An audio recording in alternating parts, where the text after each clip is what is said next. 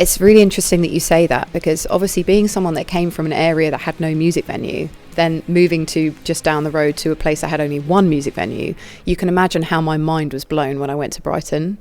Not having access to this as a young person is detrimental, you know, because if you're a young person that grows up around all these creative young people and you go out to this amazing scene, it changes the way that you develop as a human being. Growing up in Hastings, obviously, we had so many venues we'd play at, and now they've all shut. So I can't imagine what it would be like. We were 13, 14 when we started playing all these little venues in Hastings, and now there's only really this one left. How do young people now really get to find out there's this whole music scene and opportunities to play without the grassroots venue? I think that's like a massive issue as well. I mean, that's just crazy. It's just going to be such a massive lack of bands. Following on from talking about the importance of them, what is the main problems that these music venues are facing, and why are they having to shut down? And I think one of the biggest problems is the profit margin, 2.5%. 50% of those venues aren't making any profit at all on gigs. That's just wrong, isn't it? Also, a lot of those venue operators are having to have second jobs in order to supplement the income at those venues.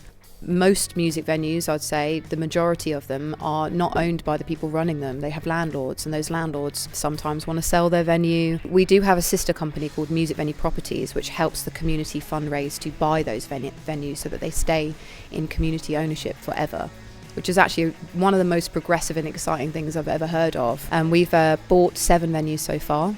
Hopefully by the end of this year it'll be closer to like 15. And a really boring conversation that is a problem is PRS, you know, is they are charging the wrong amount. They're charging venues the wrong amounts, but it's also closing venues, and it's a massive issue that I hope that we can have good dialogue with them this year and improve. Venues are up against so many things. That's really why we've been campaigning for the ticket levy. It's actually what you're doing on your tour, you know, you're putting an optional £1 donation on, but what we're asking for is that to become a mandatory £1.